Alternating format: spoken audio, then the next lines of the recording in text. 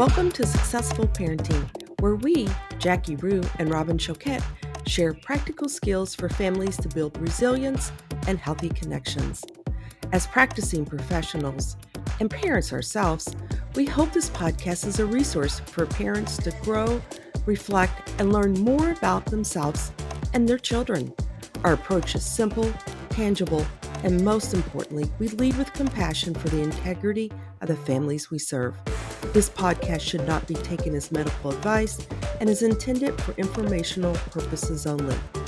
We love our work, and we can't wait to watch families gain confidence and open themselves up to new ways of successful parenting. Hello, Robin. How are you doing? I'm doing well. How are you today, Jackie? You know, it is definitely winter here in Chicago, and there has been a lot going on. Yes. I've been thinking a lot about this topic that we're going to be discussing today. As you know, I work with a lot of school districts, and, there's really been a lot going on in our schools and communities over the last couple of weeks. And even more recently, I know in several of the districts and communities I work with, there have been, a few tragedies that have occurred. Right. So I know you and I have talked about really taking some time to focus this episode on, ways to talk to our children about death and tragedy and loss, as well as just taking a moment and really just be there and support and think about those who are struggling right now. Right. And I think it is so important. And I know families are sad and grieving and trying to figure out how to manage and support their children. Jackie, we're going to be having an expert join us in several weeks and really talking about this, but you and I both felt that this was really important for us to do this today and to get it out to support those families out there that have been so gracious in supporting us and listening. And so we're just returning that back to them and saying, here's some things be thinking and considering, and how can we support you during this time? So I think it's a really important topic to discuss today. Yes. Sometimes things happen all of a sudden. We don't have a lot of notice. Sometimes there's loss or tragedies in our communities. And sometimes, we have the family member who is terminally ill. We do have some time to reflect and prepare. And I don't think it makes it easier as well. I don't think it's ever really easy to deal with. It's just different. Right. It's just different. And so I think as parents too, so often when our children are impacted, it's finding ways to support our child and kind of understanding that, as adults, we experience grief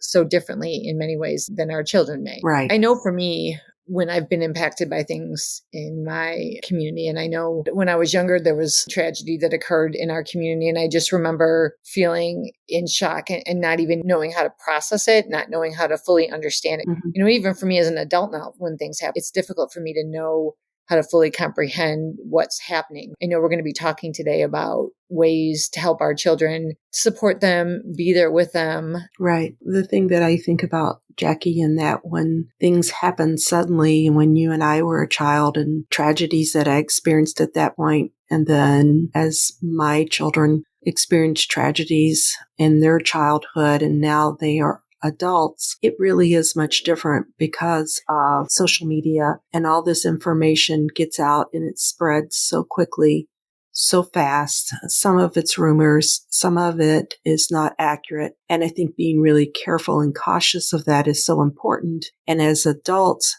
making sure that we're not engaging in that process, and especially with our children, because that can increase their fears and their worries and not understanding and almost getting overloaded of, I heard this story, then I heard that story, and then this or that.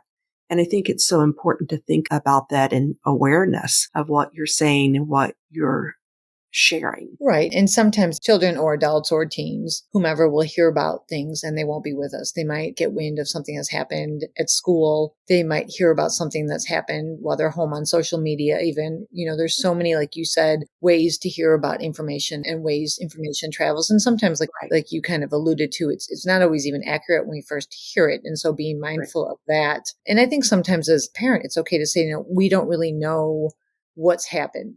Right. We don't want to jump to conclusions. Sticking to the facts. Right. Sticking to the facts and being there to listen, not rushing in to try to provide advice or ask a million questions, especially during the initial stages once your child has learned of something that's happened or learned of a loss, really just being there to provide support and just listen, being open and emotional and just allowing our children some space. For me, and many parents have said they have a tendency to want to parent out of worry, and they kind of go in and throw a bunch of stuff at their child or really want to make sure their child's okay. And sometimes the child needs some time to not be okay, really be with others and be in that space. And I think it's so important for families to realize that at this time, being present may mean that they need to put their electronics down and to be really present. I remember during the pandemic, one adolescent said, I get so scared when I go to talk to my parents, they're not available because they're on their phone scrolling, they're looking at things, and then they'll raise up and they'll say something about the pandemic and then go back. And I think this is such an important time to think about how we can be present.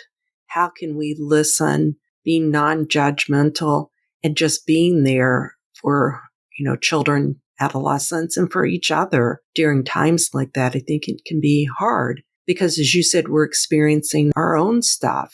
And I think when it's appropriate, it's okay to talk about that and share, and I think really validate another person's experience. But really listening, I think, is key in supporting, and to know, people are here to listen.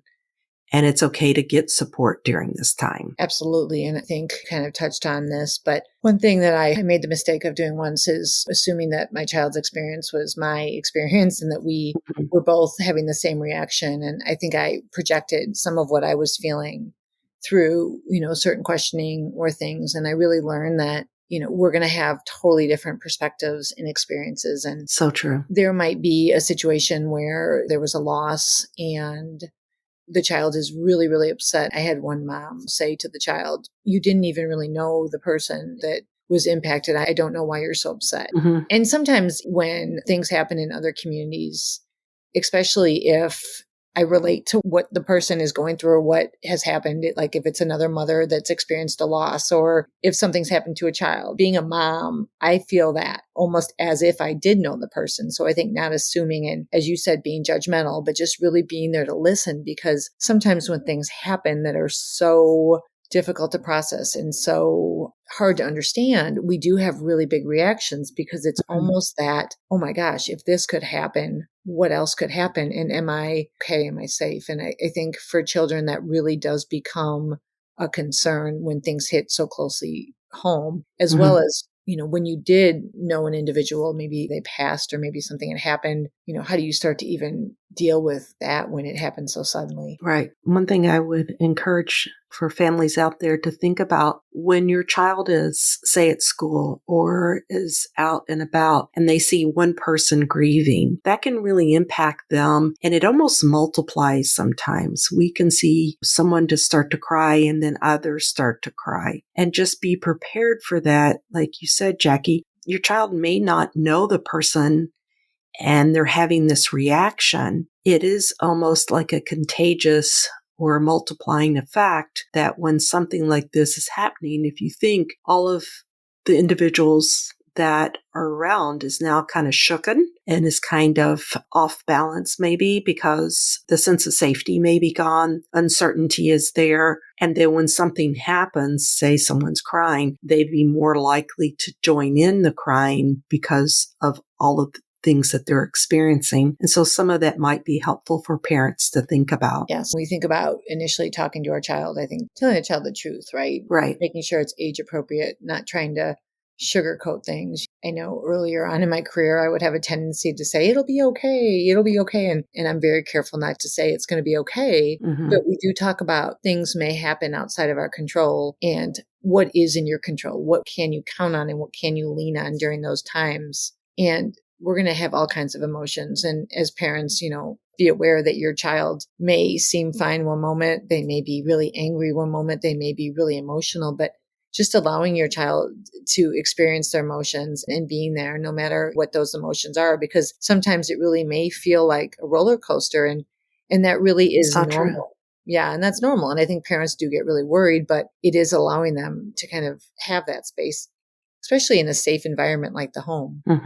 It really has shaken their sense of the world and their understanding of the world. They don't expect that to happen. And now something that's unimaginable occurs. And I think that's so important to be able, when you're having those conversations, is to be able to be, like you said, the facts and being more direct in it. And sometimes we may want to use some language that makes us feel more comfortable. Research shows that's not always maybe the best way to describe that grieving process and what may happen. And the word death is okay to use. And I think just having that awareness of what your child, as you said, handle and cannot handle, and sharing it in the amount that they're able to digest, allow them to come to you and ask questions. And that's, once again, going back to being available and listening. And I think too, I like how you said that. As you listen, you will start to pick up on what they need. Just trying to be in tune with what they need. Initially, they may need some space. They may need a break. Maybe the child had a test or something going on academically that occurred around the same time, not focusing so much on that academic piece, focusing more on what the child needs, where the child's at, helping the child to understand that right now they are a priority and taking care of themselves and being together as a family. So I think it's important that when they're very uncomfortable or when things are going on that they don't know how to respond to, they will hyper focus on something else and really kind of being in that uncomfortable place with their child. It can be a good time to connect, because I think truly listening and being there for your child are during those times where the child does develop that sense of safety and connection with the parent. Yeah, that is so important. We see it over and over again. Those relationships are so protective factors for individuals, having others to rely on and to provide support. And I think it's just so important, especially at times like this that we're talking about, to be on the watch out for what your child is saying. It's kind of interesting at times of tragedy, death, you can see people start to perhaps take responsibility or feel guilty. And so a child may feel like, I should have said something. I shouldn't have said something. I could have done something. And I think helping the child and reassuring them, if you see your child saying that it's not their responsibility. It's not something that they could have stopped. It is something that simply occurred. And now we're left with trying to figure out, how do we continue to move on and be here in this moment that we're in. But I think to be aware that some children might do that. Some adolescents might do that. And I think that as parents, sometimes, it's hard to even keep track of all the things that they're trying to accomplish. Sometimes parents will ask, what do I need to be aware of? How do I know if my child needs something? How do I know? Sometimes, having those open questions. And I always, as a parent, just try not to say much as much as I can, because I think I get myself in trouble when I talk too much. I also know several teenagers recently and children have told me that they like to do something. If something happens, they want to know they are doing something helpful. Recently, we had one of the teachers in the building was diagnosed with a terminal illness, and the kids really were devastated. They were really upset. This was a teacher that the students really liked, and they right away wanted to do something for the family. And so I know they worked on a fundraiser and they wanted to know that there was something that they could do. And so the parents really rallied behind that. But so often, students like to come together and participate in even sometimes vigils or participate in fundraisers or memorials. A lot of times when something tragic happens in a community or a family, you want to be with other family members. If something happens within your school, you want to be with other students that you can relate to, or, within the community, you want to rally together. And so often we see that when something happens is people come together. And I think it is an opportunity to come together and share in that and build those connections, because the relationships or connections are really what's going to be key. Yeah. And I think sharing of that experience and sharing of the emotions, and you can say, I'm sad. I am crying because I am sad. And that's healthy to do. And it's okay to do. It's okay to receive support. It's okay to lean on someone. Some kids are those type of kids that are really empathetic, and they can really kind of know how to take care of people. And you may have that child. I think it's important to allow them to do things that make them feel comfortable, but also to remind them that they need support too. And if there's someone that's really taking care of friends or family members, how do they take care of themselves? And talking to them about that, of how they manage through this if they're kind of a caregiver type of child. And those children are definitely out there. We've seen them, worked with them, who'll say, I seem to be the person in the family in our peer group that people come to me, and I'm always the one that people lean on. And I think during this time, it's important to think about those children. How are they getting the support that they need? Absolutely. And a couple things maybe to avoid doing as a parent. I mentioned one earlier, really avoid saying things like, I'm not sure why you're so upset. You weren't really impacted. Avoid being judgmental, and I think avoid oversharing in terms of you need to do this, or this must be how you're feeling, or we all feel this way. That's a comment that I think a lot of parents will use. I'm struggling, or I'm really dealing with something sad, and someone says to me, oh, it'll be fine, or everyone feels that way. It really takes away from my experience. And so, we encourage parents to ask the child about their experience, ask the child how they're feeling, because there is no right or wrong way to feel or experience, a loss or grief, or especially like a sudden tragedy. And so really allowing the child to talk through what their experience is. And even if in your mind you're like, I'm not sure if that's really what's going on, it's important for the child to feel like what they're sharing and what they're feeling and stating is being respected. Right. It's really that key piece of validating, as you said, coming in and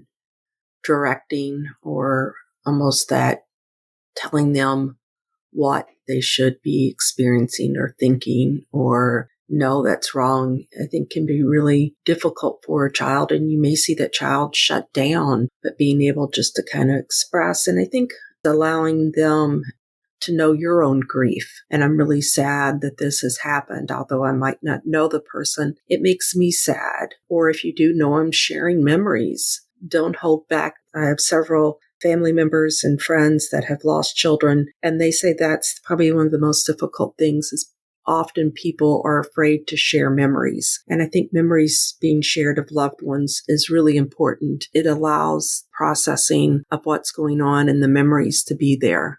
And so I think it's really important to do that. And sometimes for a child that really struggles to articulate what they're feeling, and I wouldn't do this initially, but I've said, I have a friend that had this happen. What do you think would be helpful for them? Or what do you think they're experiencing? And sometimes for children that have a really hard time, I will use that question or state that, because sometimes then they're quick to kind of be able to say, or relate to someone else, but sometimes it's hard when it's you. And there may be a change in routine and schedule. You may need to allow the child to miss some events, or miss, school, or miss some homework assignments, and focus on themselves really short term, and really be able to grieve depending on the impact and the situation and how the child's handling things. But then, soon after a short period of time, you do want to kind of try to be back into a routine and avoid having the child isolate. We don't want children alone in their room. We don't want people just by themselves. And you had referenced the phone earlier. I think sometimes we have a tendency to get on the phone, and that can be a dangerous place, or social media or things like that, because then we're flooded with stuff, and it's not always the most helpful stuff that we're flooded with. And so really trying to spend time with the child, not with electronics, and being together, really truly being together in connection and relationship, I think can be key. And then I think about what's some great ways to help just with the process. And I think a lot of people will understand this. I think you get a lot of laughter, a lot of joining when someone has passed. And for sometimes children question, should I laugh? Should I not laugh? Do I need to be sad? How sad do I need to be? Am I crying enough, or am I crying too much? And they may question that. But as you said, individual for each person, and having them to see that it may be different for them at different times. But laughter is a really great thing at this moment. Definitely. And I think, at the end of the day, children want to know that things are going to be okay, right? That they are going to be able to move through this, and there is another side. And so often, while we don't want to say, you'll be fine, it'll be okay, they do want to have that sense of, no matter what, our family will, be able to lean on each other. Having those relationships is going to be key. We have had really large scale tragedies within our communities in the last couple of years. And we've had tragedies really of all different kind of magnitudes. And we've also seen many families in the last couple of years deal with a lot of loss of loved ones. Really helping children connect during these times will be key. And at the end of the day, as long as we're showing up and we're listening and we're really being present, that is going to be key in helping the children work through some of this stuff and feel supported. Absolutely. And I think the last thing on that, Jackie, it is so important, just like on that airplane, are you putting your oxygen mask on? Are you doing the things that you need to do for yourself right now so that you can be there for your children? You can be there for others, taking care of yourself. And if it's just very basic things, sleeping or hydration, nutrition, just getting out and moving, doing those things is going to be restorative. And I talk a lot about restorative practices such as that so that you can manage. And what a great opportunity to share and to model for your child how to get through really difficult times. So we really appreciate you listening today. We appreciate you joining in. We are thinking of each and every one of you out there that may be going through something. And we hope that this podcast is going to provide you some support. And just remember, take care of yourself. And that's going to be a big piece of the process. Yes. I second that too. And think sometimes we may feel like this is never going to get better. This is never going to end in that moment. But really just taking it one step at a time, one day at a time, and just counting on those around you. Yes, absolutely. I think we are finished. Jackie, thank you. I know I can always count on you to be there, my friend. So thank you. And I hope you have a lovely evening. Thank you. And thank you to all the listeners out there. If you need or would like additional resources, feel free to email us or, if you need anything at all. Thank you so much. And back at you, Robin. I'm so appreciative of you. And this conversation's a hard one to have, but Yes. I'm glad that we were able to have it, even though it's a difficult conversation. So hopefully this is helpful to many. And I look forward to chatting with you next time. Sounds good. Bye. Bye. Thank you for joining us, and make sure to subscribe and like us to catch our next episode, where we will take you on a journey to find new ways of successful parenting.